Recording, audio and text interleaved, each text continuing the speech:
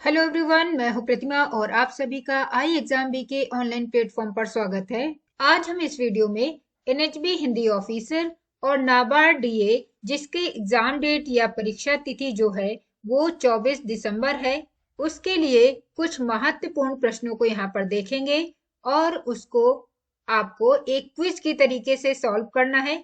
Question देखकर आप उसको पॉज करेंगे वीडियो को और इसके बाद उसका सही आंसर आप कमेंट बॉक्स में लिखेंगे। तो इस तरीके से आपको एक प्रैक्टिस भी हो जाएगी। तो चलिए शुरू करते हैं। पहला प्रश्न क्या है यहाँ पर आपका पहला प्रश्न, निम्नांकित विकल्पों में शुद्ध वर्तनी वाला विकल्प का चयन कीजिए। जो आपके विकल्प है उनमें से एक ऐसा शब्द है जो शुद्ध वर्तनी का है, बाकी तीन अशुद्ध वर्तनी के द्वारा लिखे गए हैं। तो यहाँ पर आपको शुद्ध वर्तनी वाला विकल्प को छांटना है। तो आप वीडियो को पॉज करें और इसका आंसर जो है वो देखकर आप कमेंट बॉक्स में लिख सकते हैं। तो इसका जो सही आंसर है वो है आपका विकल्प सी, उल्लंघन। इसमें जो वर्तनी है उसको ध्यान देना है। यहाँ पर जो है वो अनुनासिक की जो मात्रा है वो गलत तरीके से लिखी गई है। घा के ऊपर इसमें अनुनासिक नहीं आएगा, ला के ऊपर यहाँ पर अनुनासिक का प्रयोग किया जाएगा। अगला प्रश्न जो है वो है आपका अनेक शब्दों के लिए एक शब्द का, और इसमें प्रश्न है नींद पर विजय प्राप्त करने वाला के लिए एक शब्द क्या होगा। विकल्प है मितभाषी, सुषुप्त, गुडाकेश और सैनागार। तो यहाँ पर नींद पर विजय करने वाला जो होता है उसे कहते हैं हम गुडाकेश।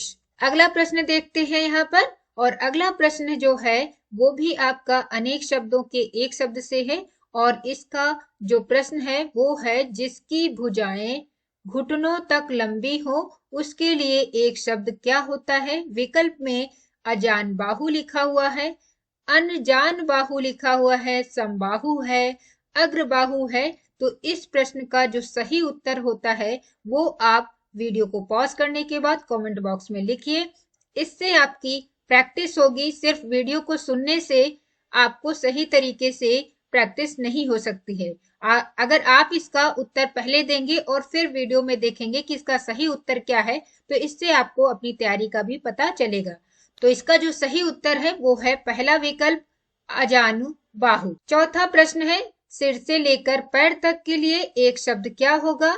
सिर स्त्राण, आपाद मस्तक, शिरोधार्य और मस्तकापाद। तो यहाँ पर इसके लिए जो एक शब्द होता है सिर से लेकर पैर तक के लिए वो होता है आपाद मस्तक। हमारा अगला प्रश्न है कम बोलने वाला के लिए एक शब्द क्या होगा। मितभाषी होगा, वाचाल होगा, चपल होगा या मूर्ख होगा। तो कम बोलने वाले के लिए एक शब्द जो होता है वो होता है मितभाषी।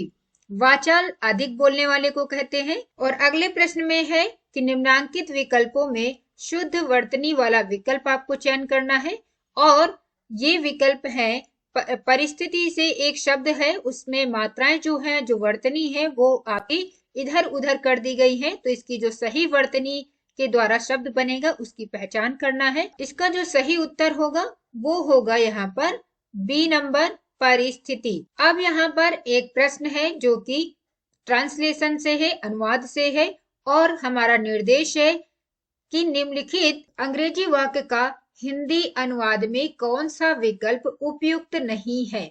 आपको यहाँ पर एक वाक्य दिया गया है अंग्रेजी में, उसका हिंदी में अनुवाद करके 5 विकल्प बनाए गए हैं। तो इनमें से जो विकल्प सही नहीं होगा इसका अनुवाद, वो आपको उसका चयन करना है। सेंटेंस है आपका value added tax is determined using the invoice method. तो इस प्रश्न को भी आप यहाँ पर वीडियो को पॉज करें और इसको देखें कि इसका सही जो उत्तर है वो यहाँ पर क्या होगा। जो इसका विकल्प यहाँ पर सही होगा वो है आपका चौथा नंबर, क्योंकि यहाँ पर मूल्य संवर्धन कर इनवॉइस के प्रयोग द्वारा निर्धारित किया जाता है ऐसा लिखा हुआ है, जबकि यहाँ पर इनवॉइस मेथड है।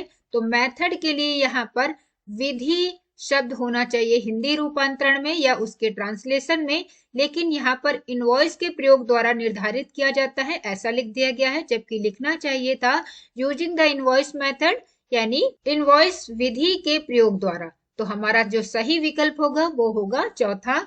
और अगला प्रश्न देखते हैं। अगला प्रश्न भी आपका अनुवाद से है। यहाँ पर जो विकल्प है उसमें से आपको छांटना है कि कौन सा उपयुक्त विकल्प नहीं है। प्रश्न है, only treasury bills with maturity of 91 days are included in the calculation of physical deficit। यहाँ पर हिंदी में इसके अनुवाद लिखे हुए हैं, उसके 5 विकल्प हैं। तो इनमें से आपको छांटना है कि जो इसका सही विकल्प नहीं है। तो इसका जो सही विकल्प नहीं है वो है यहाँ पर चौथा विकल्प, राजकोषीय घाटे में केवल 91 दिन की परिपक्वता वाले सरकारी हुंडियों को भी ही सम्मिलित किया जाता है। अब यहाँ पर इसमें गलती क्या है, क्योंकि हमें जो इसका उपयुक्त विकल्प नहीं है यानी सही अनुवाद नहीं है उसको छांटना था। तो इसमें जो एरर है वो है यहाँ पर राजकोषीय घाटे में नहीं, यहाँ पर राजकोषीय घाटे की गणना में। क्योंकि यहाँ पर अंग्रेजी में जो वाक्य है उसमें लिखा हुआ है in the calculation of physical deficit, उस हिसाब से इसका अनुवाद जो होगा कैलकुलेशन का वो गणना शब्द यूज होना चाहिए। जो दूसरे विकल्प है उसमें गणना शब्द आया हुआ है, लेकिन यहाँ पर गणना शब्द नहीं लिखा है। राजकोषीय घाटे में नहीं, इसमें लिखना चाहिए राजकोषीय घाटे की गणना में। तो हमारा विकल्प जो है वो चौथा विकल्प ही सही होगा। आप जैसा कि जानते हैं कि IBPS SO की जो मुख्य परीक्षा है राजभाषा की वो है 29 जनवरी को। और आप अगर IBPS SO की तैयारी iExamB के साथ करना चाहते हैं तो यहाँ पर आपको इस समय कोर्स के लिए छूट भी मिल रही है। और इसके साथ साथ आप RBI, IBPS SO, PFRDA और से भी जिसका नोटिफिकेशन आने वाला है उसके लिए भी आप एनरोल कर सकते हैं।